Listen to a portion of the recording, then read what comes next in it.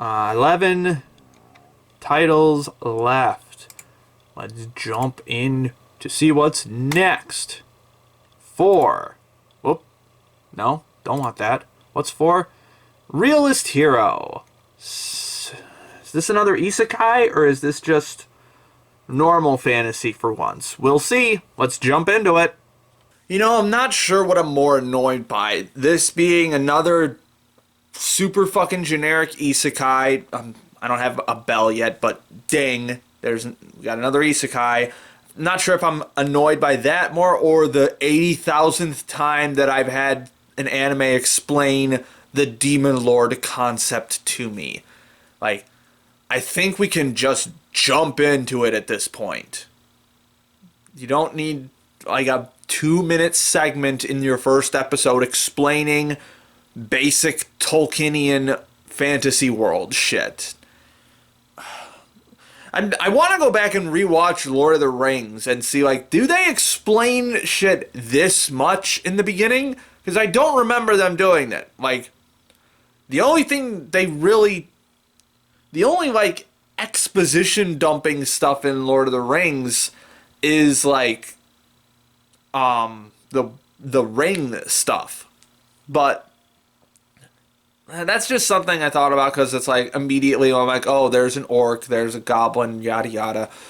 But I'm not going to say this show's incompetent, but oh, fuck, it's boring. I just don't care. I don't care anymore. And am I being biased towards isekai? I don't think I am, because I like Mushoku Tensei. That was the most recent isekai that I enjoyed, and that was like 9 months ago that first came out. Second season's just starting now. I'm excited for that. I liked Re-Slime Season 2. Log Horizon's starting to wear on me a bit, but I still thought the third season was okay, fine. I don't think I'm being biased towards isekai. Maybe I am. Maybe isekai deserves it. Who fucking knows? I'm fucking tired of this shit. Let's move on. I can't believe isekai is giving me an existential crisis. Get rid of this shit. Alright, we're down to 10. We are down to 10, which means we might hit a movie on this run. Let's see if we get a movie. 4, not a movie. Okay. The detective is already dead. I heard really good things about the first episode and then fucking nothing afterwards. So let's give it a whirl. Wow, I fucking hated that. Like, by minute 5, I was like, I hate everyone in this show. It's not cool. The dialogue is fucking pretentious. Hate the characters. Main girl's really cute, though. Wish she was in a better show with a better character. The only reason I got to the 16-minute mark was because I knew there was a really cool action scene in this first episode, so I just stuck around for that. This show fucking sucks. I'm done with it. Let's move on. Alright, let's get rid of this shit. Brings us down to 9. Hopefully I have enough time in the night to watch a movie if I roll a movie. 7. Fena, Pirate Princess. Now, is this one finished airing is the question. Let's take a look. Hold on, let's move the camera. Final episode airs in 2 hours.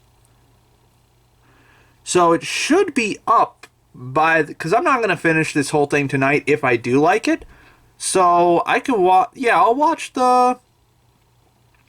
I'll start it and hopefully I'll finish it tomorrow. So let's watch Fena, Pirate Princess. Alright, just finished Fena, Pirate Princess, which actually just finished airing the day that I am recording this. This is because this one got it aired so late, and I think the Olympics pushed it back again, so it's just now ending, although this video probably won't be up for a couple weeks, but let's put it this way. Episodes 1 to 11, good. Often really good. Episode 12, it's shit. It's a fucking shit ending. It really is. But let's before we get into the shit ending, let's talk about all the good stuff because there is a lot of good stuff. This show is super just fun. This is like a fun action adventure anime.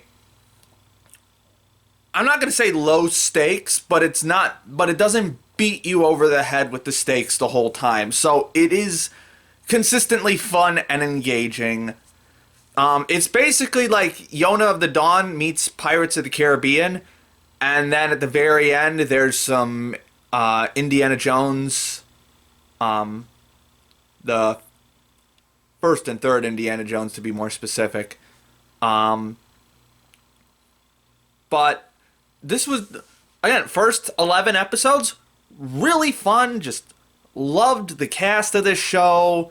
Just so bubbly and fun. Like the two old guy characters who are like Fena's old friends from when she was a kid. They remind me of the two like sort of bumbling idiots from Pirates of the Caribbean. I don't remember their names, but the guy with the wooden eye and then the short fat guy. They remind me of those two. I would not be surprised if the characters in Fena were directly based on them because they look so similar. Although in Fena they're basically like the good guy version of those characters, and they're just these lovable old men who are just trying to help Fena. There's some immediately, like in the first episode, immediately Fena is like super endearing and engaging. Just love her to death. Got a little bit of girl boss in her, but doesn't beat you over the head with the fact that she is. Although, to be honest, in hindsight, I kind of wish they did now, but yeah, just so much fun. It was so it's a grand high seas adventure. It feels like this is much more American feeling. This is much more Hollywood feeling than anime in a lot of sense, which makes sense because because Adult Swim was on the production committee for this one. So like and it's from the same producers and directors as Be the Beginning, although that one sucked. But so this is definitely a crew that has an American audience in mind. So I'm not surprised that it feels so American. It still has like that anime flavor as well. Like it is still definitely an anime, especially with all the aesthetic tropes and the characters, and it is definitely an anime, but it also again, it's like a Pirates of the Caribbean anime. Specifically the first Pirates of the Caribbean, Curse of the Black Pearl. That one. Maybe a little bit of the fifth one too, just in like the story setup. But there's no really Jack Sparrow character either, so kind of has to do without that. But just it's a fun romp that occasionally gets serious. Fucking phenomenal animation. Like there was maybe only 2 frames of this show where a shot didn't look amazing. This might be the best looking anime of the year. Like it is just, or it's definitely up there. It is definitely up there. This is a fucking phenomenal looking show. Great art direction, great color design. Love the character designs. Gonna have to look up more on them later, because apparently the character designer has done barely anything for anime, at least according to Mal. So that's interesting. And the chief animation director apparently is fairly new. Again, I'm gonna have to go to ANN's database because Mal's database is not nearly as robust. Yeah, just fucking phenomenal looking, phenomenal sounding. It's got a Yuki Kadra soundtrack. So did I watch? Yeah, I watched Vanitas a little bit ago. That had a Yuki Kadra soundtrack as well. This one is definitely more her on the like strings and piano side of things. There's still some choir stuff in it, but it's not as gothic as Kadra's soundtracks usually sound. So it's a little bit more in her SAO vein of soundtracks, actually.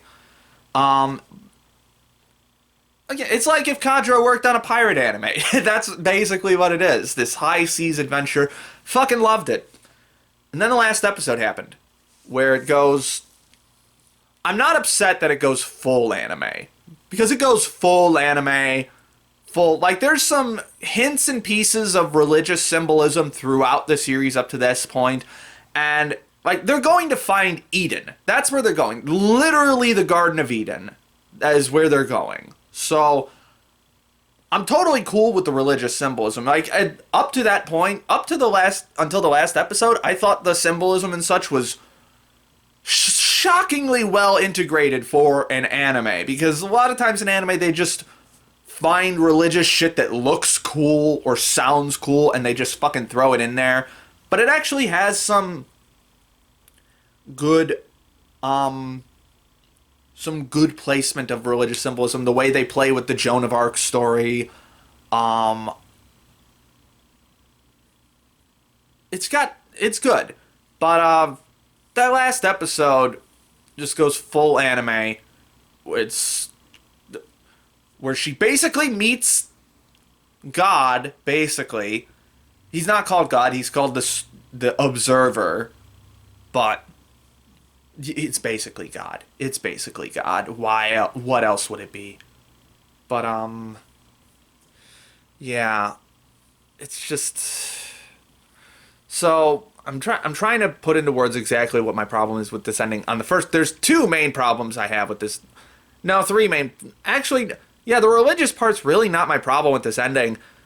I do have two main complaints though. It pulls spoilers, by the way. Watch this show. If I keep saying spoil, you should go into this knowing that there's going to be spoilers. But it ends with the main character giving up her memories, or something. Yeah, it ends up her like losing her memories, and like then over the credits, like it shows her friends guiding her to all the places they've been and gradually getting her back to where she was. So, which, like, if you're gonna do that anyway, why fucking have her lose her memories at all? It's fucking pointless. And second, this is what I was talking about with the girl boss thing at the beginning. I was hoping that this would eventually she would find her own agency, but she really doesn't. Like, especially in the back half of the show, a lot of it is just a guy telling her to go do something, or a guy telling her that what direction she should go in. Like, it pretends to be empowering. It really thinks it's empowering. Like, but it's not. Like, at the end, she's basically forced to make a choice by this higher power, and she's just like, all right, this sucks. I hate it, but I gotta make a choice. And like, no, this would be where like a shonen anime would step in and be like, no, fuck you. I'm gonna do what I want to do. Go fuck yourself. That was the ending I was hoping for, where she fully embraces her own agency, her own autonomy, completely flings off this destiny that has been thrust upon her by all of these different moving parts, this society that has built this journey for her. Like the entire in the last episode, they basically say the last 11 episodes, everything in your life was engineered specifically for this purpose. Now make this choice. This should have been the point where she goes, go fuck yourself. I don't give a shit what you designed for me. So the thematic build up for that, the girl boss part of it, is just goes completely out the fucking window. So much like a lot of other shows that pretend to be empowering for women but really aren't. And it made her character so much weaker, and I fucking hated this ending. It sucked. It really sucked.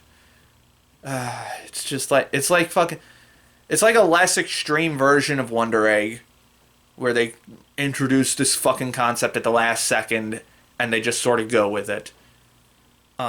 Except this one wasn't plagued by production delays. Anything else? I liked the main antagonist for this series.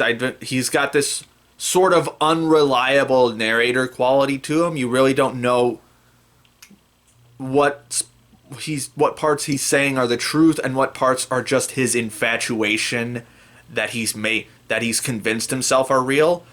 I think he's a really cool antagonist. They almost ruin his character arc at the end. They almost ruin it, but then they pull it back and show you what's actually happening in episode 11, and it's like, oh, okay, that shit that almost ruined his character didn't actually happen. Cool, got it. Awesome. So, yeah, that's about it. Now I gotta figure out how to rate this fucking thing, so let's go to the list. Alright, so we're just gonna... Pains me to do this, but... You know, they say a 6 out of 10 is the most offensive score you could give something, but, I mean, that's what we're working with here. That ending really fucking killed it. My disappointment is immeasurable, and my day is ruined. That's not how you spell strong. Oh well.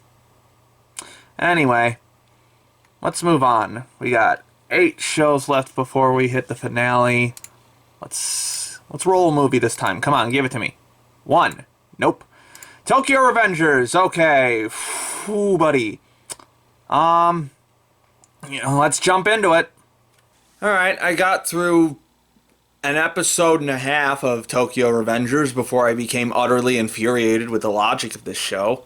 And also, I fucking hate Tsukimichi. I don't have any discourse to add at this point. This is a super fucking popular show. It's the big shonen of the season, so I don't have to explain a whole lot if you've been keeping up with discourse, but I hate Tsukimichi. I think he's got a good heart to him, but he's dumb he's fucking dumb. And he's not dumb in a fun way, he's dumb in like an infuriating kind of way. Like shit that's directly explained to him in the fucking episode, he just doesn't get. And it's so fucking frustrating. Like, the thing that, like, not that the shit that's explained to him makes sense anyway. Like, in episode 2, Naota, whatever his fucking name is, explains to Tsukimichi, he's like, you can only jump to exactly 12 years in the past. That's how your power works. I'm like, he's only used his power once. How do you know this? How do you know this? Did you read that? Did you read this in the script? Hey, what's that on the ground over there? Is that the script? Fucking... And then he deduces that his time travel power is based on handshakes? But the initial time travel was based on him getting pushed in front of a fucking train. No handshake in sight. So, how does the handshake send him in? The time travel fucking sucks. It's dumb. The characters are dumb. The only thing I liked about it was Hinata. Because I still have Yu Yu Hakusho on the brain, and Delinquent trying to get better because he wants to stay with his girlfriend is hardwired into my brain as this is good. But this is not Yu Yu Hakusho. This is something far inferior. I don't even think I'll read the manga. Like, I've heard that the production on this fucking tanks a lot, which is probably to be expected. This is Leiden Films, I think, and inconsistency is their game. So, I would not be surprised if the production on this tanks. It's got good fight scenes. Hate the fucking character designs. Doesn't look good outside of fight scenes or outside of any scene that Hinata is in.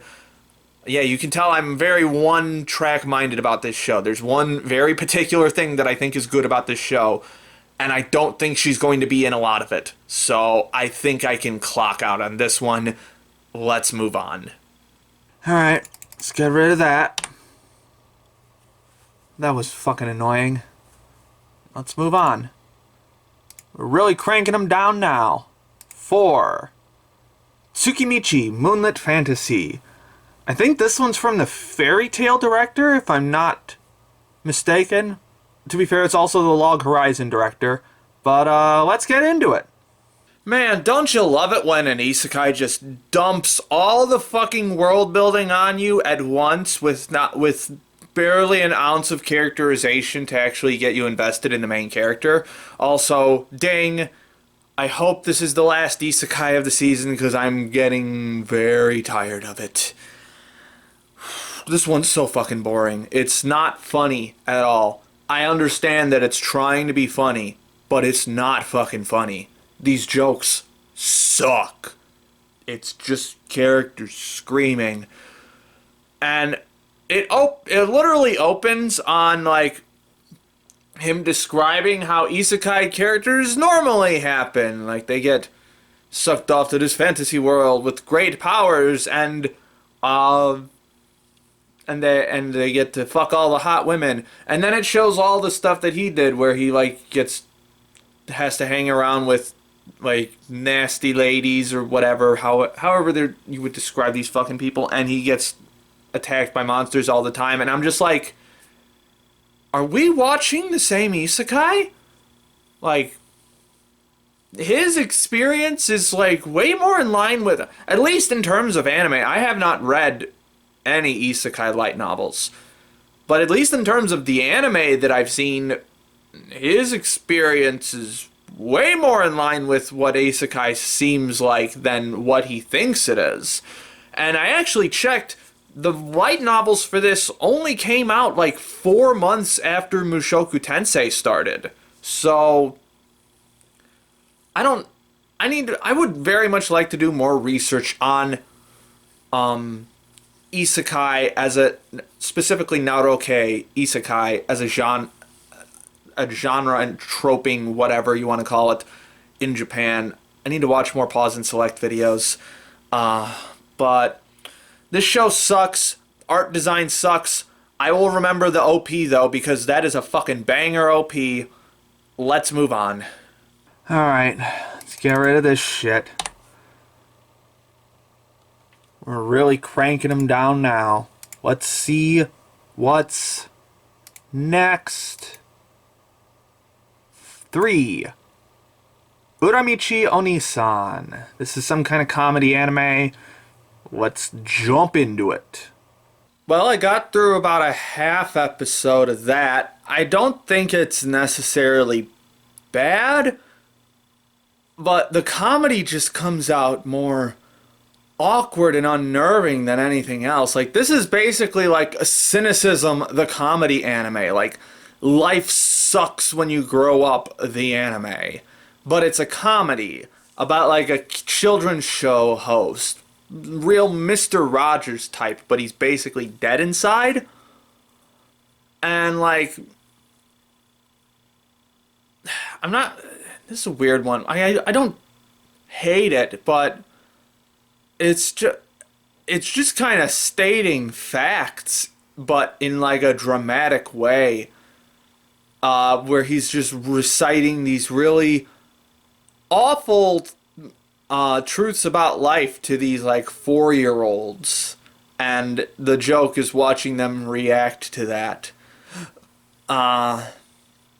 Yeah, I could not watch a full series of this, let alone a full episode of this. If this was like a 5-minute short, maybe I could do it, but if this is going to be the whole series, I'm out. Let's move on. Alright, we're going to take Uramichi off the list. We're down to 5 anime. Well, technically we're down to 6, but we're really cranking through it. Let's see. 5, that's a movie. Josee, the Tiger, and the Fish. Alright. Is this a Bones one? No, this is a Masahiro Ando one, I think. Girl in the Wheelchair. Let's jump into it, see if it's good or not. Alright, I just watched Josee, the Tiger, and the Fish. Good movie. Good, solid movie.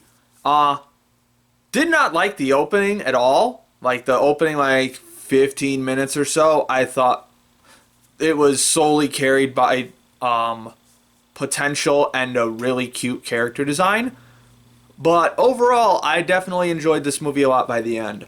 I do want to correct what I said in the previous segment where I believe I said it was a Masahiro Ando movie. It's actually Kotaro Tamura, who is the director of Noragami, which is an interesting pick for this kind of movie. But it's a Bones show. It's based on a novel from the 80s, which was readapted into a manga by the illustrator who helped,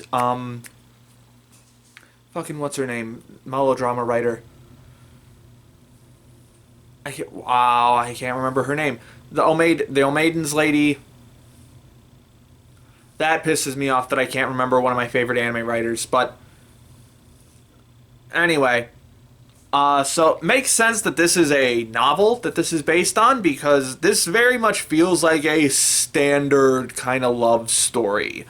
Although in this instance the main girl is in a wheelchair. So it's got some interesting things to say about that. It does not harp too much. It does not say too... I thought it was going to be like a really harping on about like disability access and stuff, or just something like that, but it really doesn't go for that at all. It's just more... It uses that in a lot more metaphorical context and also literal contexts. And yeah. The reason I didn't like this movie at the beginning is because Josee, the main girl, is just a fucking asshole bitch right out the gate. Very stuck up. This is a classic. This is just a straight tsundere character. Like, starts off cold and abrasive, ends sweet and charming. It is that to a T. But her transformation over the course of the film, I think, is pretty believable. Although, that opening segment was real rough. And also the main character, up until, I think about 2/3 through the film, a little before that, he's basically just the perfect dude. Like, he's just a normal, awesome guy. And the love interest is this total asshole. Like, she bites him and calls him a pervert because while he was helping her up off the ground, he touched her back. Like, Like, and I kind of understand sort of where that comes from. Her grandmother kind of baked in this attitude of the outside world is scary and you should just rely on me for everything. And I do like the arc that they took with the grandma in this. That was a pretty interesting gradual change in her demeanor towards her granddaughter, and how Josee is much more capable than she appears. So that was an interesting arc for the grandma to go on. And I do like that it was interesting of them to... This is very much a Little Mermaid type story in a lot of senses. Well, it's not a Little Mermaid type story, but it definitely draws heavily on the original story for The Little Mermaid. So there's some really, really solid analogies and metaphors at work in the screenplay for this. I forgot who did the screenplay for this, but oh well. Yeah, this was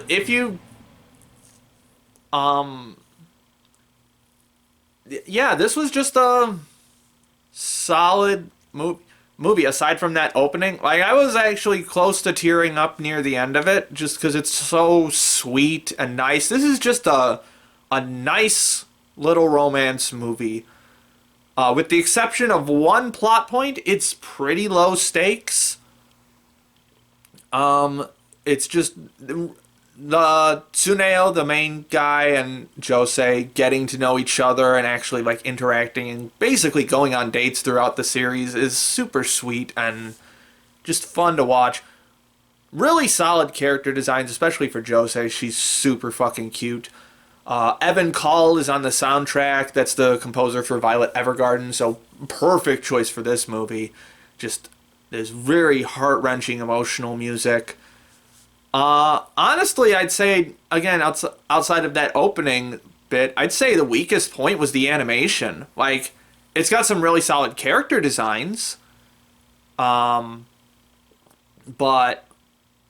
it's got a lot of problems with compositing and making the foreground match the background. Like, when the characters are laid on top of the background, it really doesn't look like it fits a lot of the time. It does not look like they exist in the same plane of reality. That's such a huge problem with anime now. A couple CG issues here and there, but not super notable. But the moments where it does really need to hit, the animation really does step up, and it makes for some pretty, I'm not going to say gorgeous, but really pretty backgrounds. This was overall a pretty movie, I would say, but it takes a while to get there. There's some strong color work at play. I just think everything about that intro bit is just not as strong as it could have been. Other than that, I enjoyed this movie. It was a fun time. I am glad I watched it. Let's go back to the list. Alright, Josee is finished.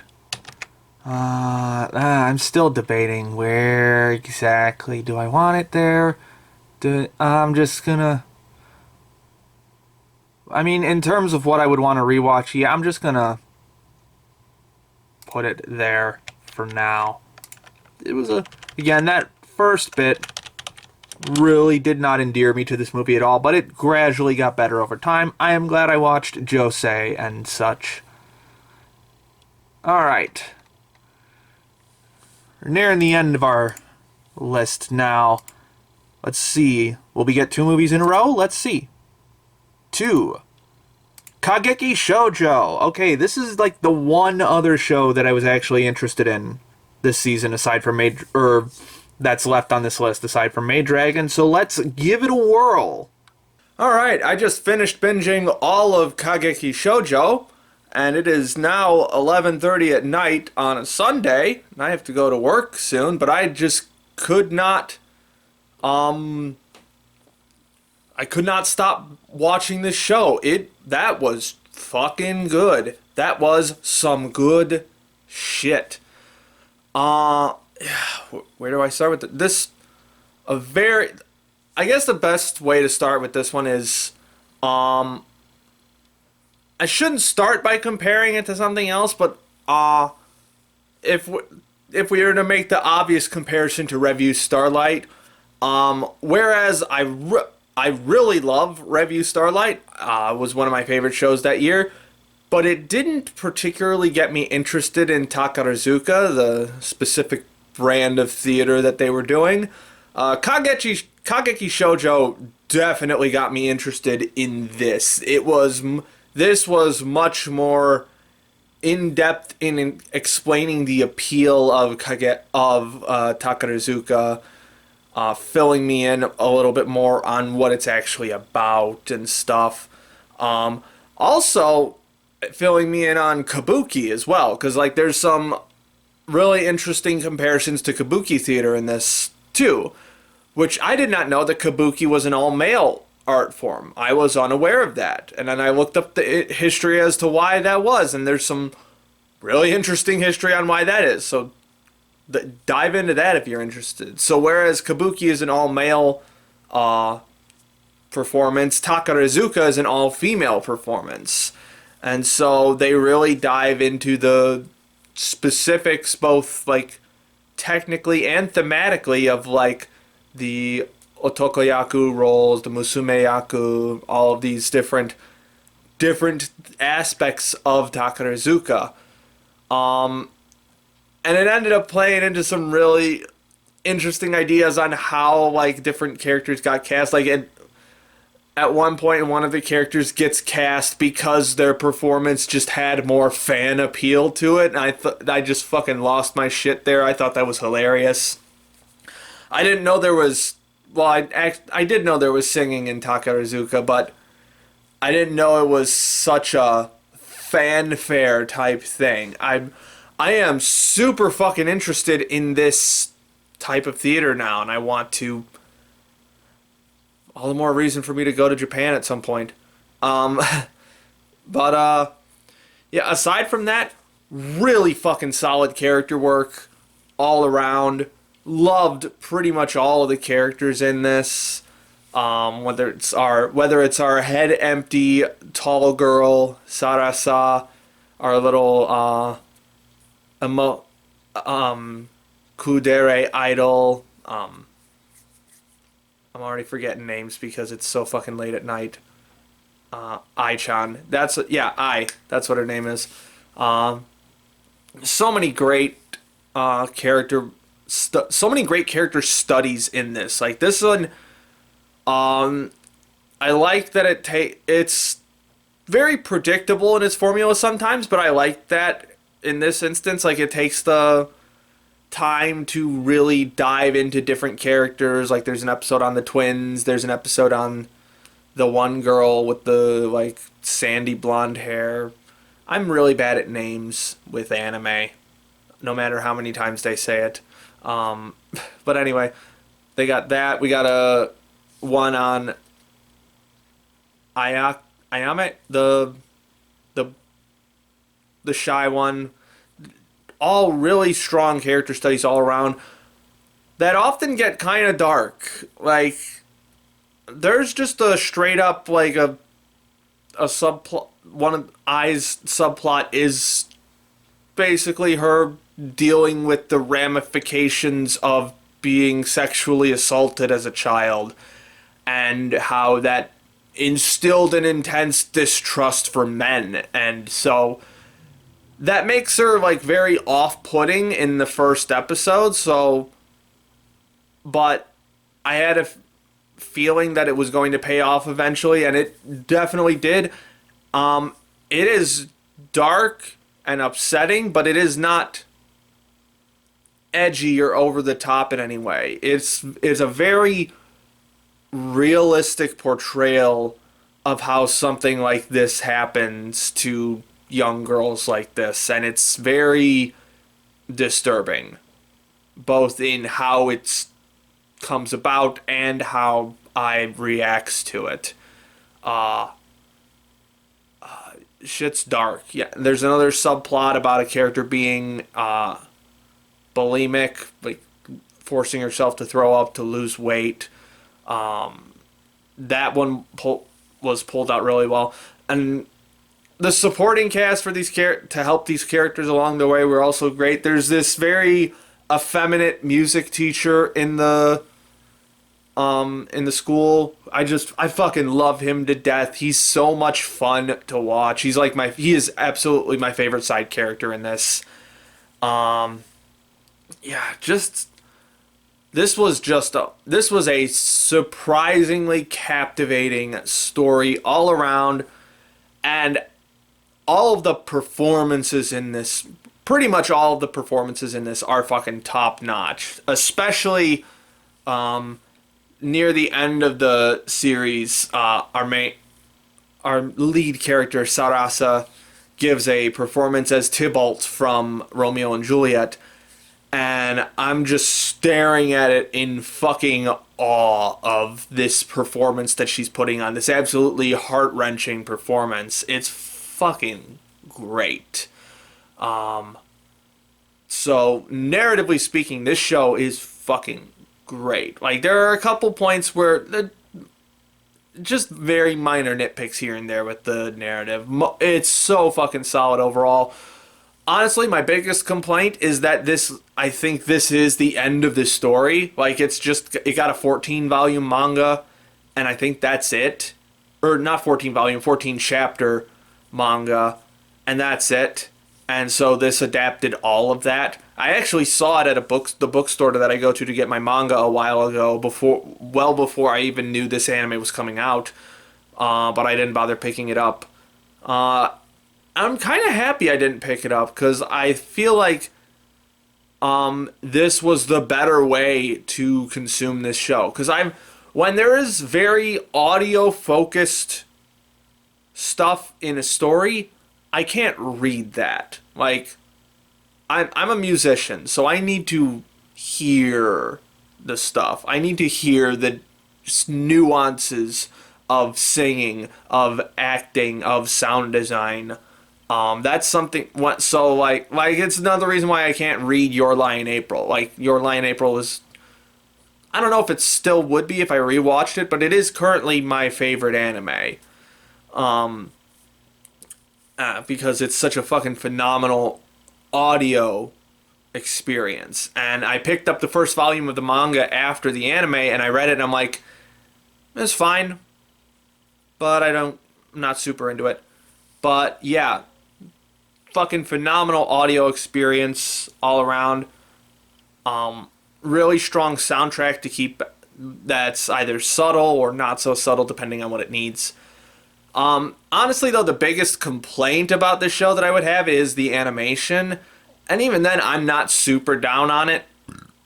This show just does not have the talent, but I'm not even gonna say the talent. It doesn't have the stuff. It just doesn't have the stuff behind it to make this a very beautiful overall show. There are definitely moments where it looks fucking phenomenal. The character acting can be really amazing and look really great. They really go hard on the color design to make shit look as good as it can, but it's doing a lot of cover up for some not even bad animation or bad artwork, just average looking artwork. So that's probably the most disappointing part about this show. Like, it even avoids as much bad CG as it possibly can. It's not until like episode 11 or 12, I think it's episode 12, where just out of nowhere there's this random CG ship on a river, and I'm like, oh god, where have you been this whole time? Because like normally, like in anime, you see like CG cars everywhere all the time, and you're just used to that. This show just avoids it entirely.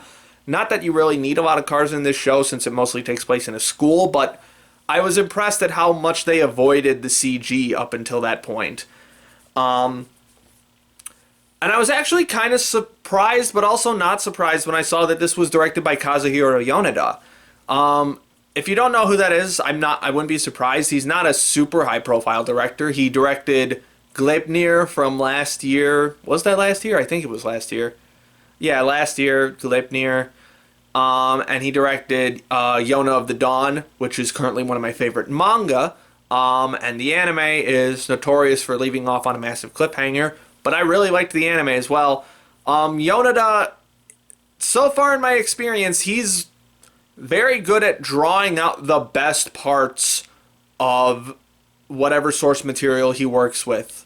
And so whether his shows succeed depends solely on whether the source material is good or not, which is why Yona was really good and Kageki Shoujo was really good, but Gleipnir was kind of shit.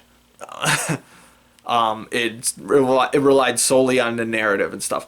And he's also really good at putting the effort into the most important moments. So he's not an amazing director, but he is competent. Yes, I was very impressed by this show. I do wish the animation was a bit stronger, because if it was, it could easily have landed in my favorites. But it's just a kind of average.